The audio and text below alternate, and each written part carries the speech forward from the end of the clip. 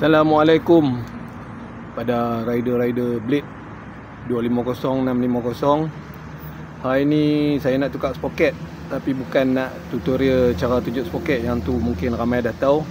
Cuma hari ni Blade 650 saya nak tukar rantai sebab hari tu rantai jatuh. Sebab gigi depan, sproket depan tu patah 4 batang, sangkut dekat kulit enjin tu. Calak sikit lah, mujok tak ada crack, tak ada apa. Belakang pun saya dah tukar sproket baru dari RK.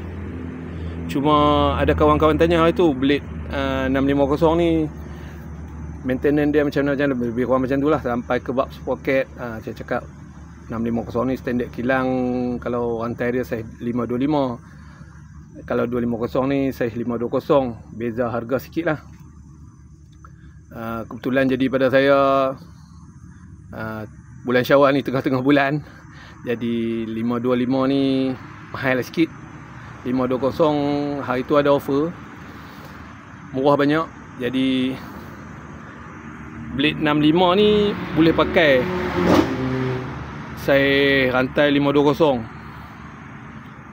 Sebelum-sebelum ni pun saya motor-motor lain pun banyak dari 525, 530 banyak saya convert. Sebab bajet-bajet lah tengah-tengah, jadi pun tengah-tengah bulan. Kali ni saya beli rantai, seller tu bagi offer banyak lah set untuk Naza Blade 250 nya. Rantai RK 520 O-ring.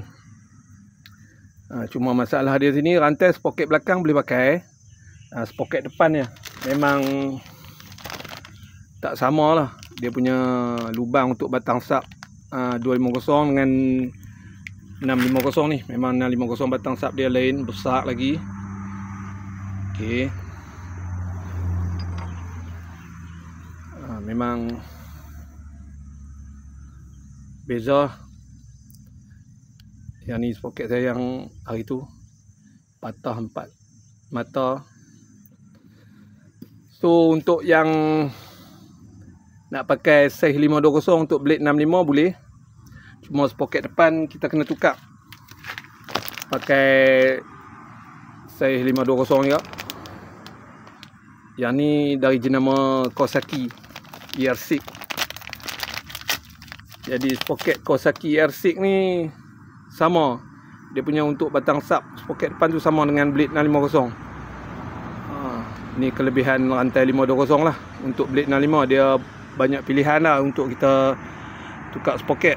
Untuk nak setting sproket belakang size berapa, sproket depan size berapa. Macam sproket depan ER6 dia ada 15, 16, 17 gigi. Kalau nak pakai kecil 14 pun boleh, tapi kita ambil dari model R25, sama batang sap dia sama, boleh masuk. Kalau ada siapa-siapa yang nak depan nak tukar kecil, belakang sproket lagi kecil, sproket 44 ke 42 ke, nak tukar belakang besar 46 ke 45 boleh. Untuk yang 250 nya boleh masuk. Untuk Blade 650 boleh masuk set rantai sproket Blade 250. Cuma sproket depan lah, sama ada kita nak pakai dari model R25 atau ER6. Jadi saya hari tu di tengah balik kerja putih, rantai memang tak boleh guna dah, memang rantai tu bengkok habis. Jadi pula tengah-tengah bulan, so inilah choice pakai rantai 520. Okey, yang tu saja untuk pengungsian pada kali ni. Untuk rider-rider mana yang nak cuba pakai rantai 520 boleh, sebab banyak model 650 pun, 750 pun banyak pakai rantai size 520. Yang model-model lama tu banyak. Okey, semoga yang mana bajet-bajet macam saya tengah-tengah bulan ni belum gaji lagi, jadi tengah-tengah bulan ni nak beli 525 pun, tengok jenama pun bermacam-macam jenama lah, harga tinggi sikit lah. Okey, sampai jumpa lagi. Assalamualaikum. Dan masih lagi dalam bulan Syawal ni, selamat Hari Raya Aidilfitri untuk semua para rider Blade. Sampai jumpa lagi. Bye bye.